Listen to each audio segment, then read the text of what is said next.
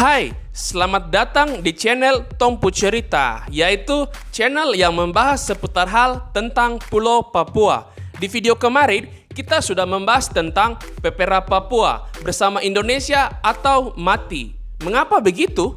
Ya, karena nyatanya pemerintah Indonesia hanya memberikan satu pilihan saja dan akan melakukan apapun hingga wilayah Papua berhasil diintegrasikan ke Indonesia.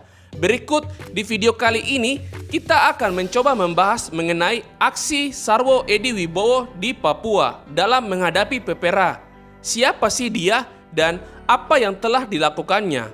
Mari kita bahas.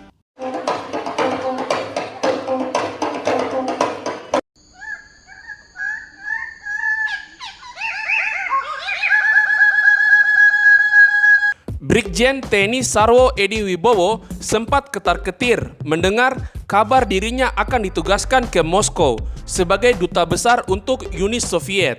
Karir militernya seakan sudah tamat, namun rasa suram di benak mantan komandan RPKAD atau kini kita sebut dengan Kopassus ini mendadak sirna sebab Presiden Soeharto menugaskan ke Papua sebagai Panglima Kodam 17 Cendrawasih. Semangat militer bangkit lagi dalam diri Sarwo.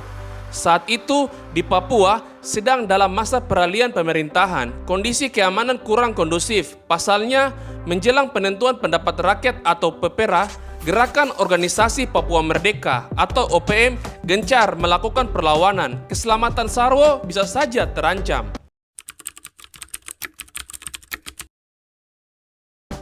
Bulan Juni tahun 1968, Sarwo Edy resmi menjabat sebagai Panglima Cendrawasih. Penunjukan Sarwo dipersiapkan untuk memperkuat jangkauan ABRI atau Angkatan Bersenjata Republik Indonesia terhadap wilayah Papua. Hal ini juga mengantisipasi kedatangan utusan khusus PBB, Fernando Ortizan, di bulan Agustus yang akan meninjau penyelenggaraan Pepera. Di Papua, Sarwo mengadakan peningkatan pasukan ABRI ke sasaran langsung basis pemberontak. Serangkaian operasi militer digelar meliputi operasi tempur, teritorial, dan intelijen. Operasi tempur bertujuan menghancurkan kekuatan fisik musuh.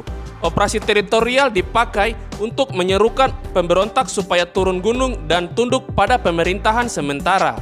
Operasi intelijen diarahkan untuk membongkar sekaligus menetralisir organ-organ pendukung gerakan separatis. Sebanyak 6.000 personil dari berbagai kesatuan di luar Papua dikerahkan. Hasilnya, pada akhir November sebanyak 1.869 menyerah.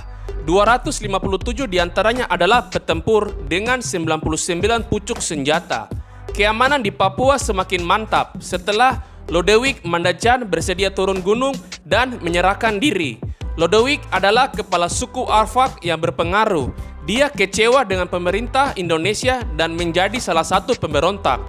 Gerakan Lodewijk ini ternyata memang membawa inspirasi bagi sejumlah penduduk Papua di berbagai tempat untuk menyatakan dukungannya kepada Organisasi Papua Merdeka atau OPM.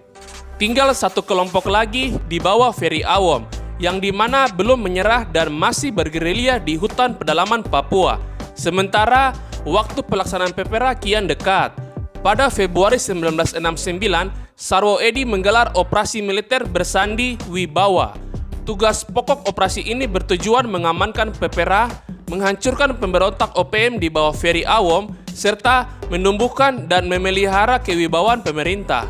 Menurut Sarwo Edy, kalau Pepera gagal, kegagalan itu terletak di pundaknya. Sebaliknya, kalau nanti Pepera berhasil, akan banyak pihak yang mengaku bahwa keberhasilan itu hasil jerih payah mereka. Karena telah menjadi kewajiban internasional, Indonesia tidak bisa menghindar untuk mewujudkan Pepera. Rakyat Papua dihadapkan pada pilihan bebas untuk bergabung dengan Indonesia atau merdeka. Namun, Jakarta hanya mengenal satu pilihan, yaitu Papua harus menjadi bagian integral Republik Indonesia. Presiden Soeharto merumuskan tujuan Pepera, sedangkan Menteri Dalam Negeri Amir Mahmud merancang strategi pemenangan. Kepada Amir Mahmud, Soeharto berpesan agar Pepera jangan sampai gagal, artinya harus diusahakan jangan sampai wilayah Papua terlepas lagi dari kekuasaan Republik Indonesia. Di lapangan, Sarwo Edi Wibowo ditunjuk sebagai Ketua Proyek Pelaksana Daerah bersama Ali Murtopo, spesialis operasi khusus. Sebagai Panglima Kodam, Sarwo adalah penguasa tertinggi di Papua dalam menjalankan pemerintahan. Dia bertanggung jawab penuh atas gagal atau suksesnya PPRA. Sarwo Edi segera tampil secara publik sebagai pelaksana yang sudah ditunjukkan oleh Soeharto. Menurut Sarwo, kegiatan pemilihan bebas itu akan datang, tetapi orang-orang Papua jangan mengisi benaknya dengan hal-hal yang gila, yaitu bermimpi untuk merdeka sendiri.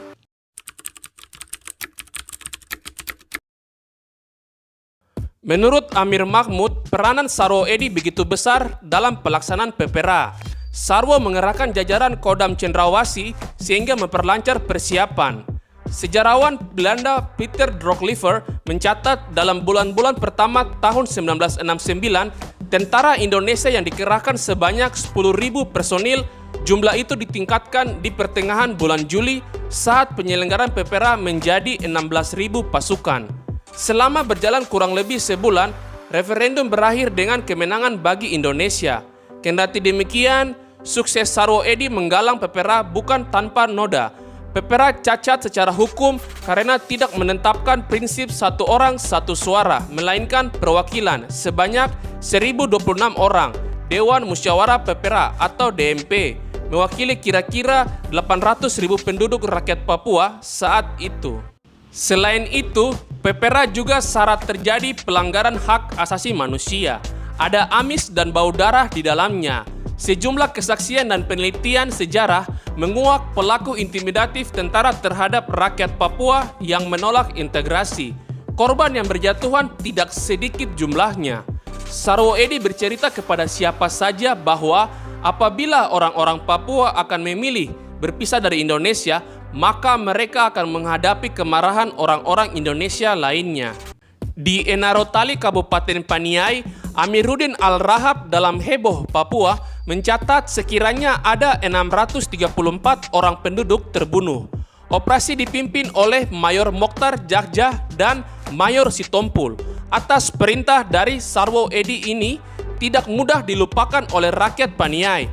ABRI bertindak secara kasar dan membabi buta. Sementara di Wamena, perlawanan rakyat terjadi di Piramid. Wamena sebanyak 2 orang anggota ABRI dibunuh oleh penduduk. Menurut Joel Boray, selama persiapan dan pelaksanaan PPRA, terjadi banyak intimidasi. Tentara sering memukul rakyat dan ada rakyat yang ditembak sampai mati di pedalaman. Dan pada saat itu juga, Joel bekerja sebagai staf kantor di Bupati Biak semasa PPRA. Menurut Joel, rakyat Papua yang mati di tangan tentara paling banyak terjadi di Paniai, Tembagapura, dan Wamena. Itulah yang menyebabkan kebanyakan rakyat Papua marah dan sakit hati sampai hari ini. Satu-satunya resep untuk mengobatinya bukanlah otonomi, bukan federasi. Rakyat tidak suka itu. Mereka mau bebas. Dan yaps, sekian pembahasan kita kali ini.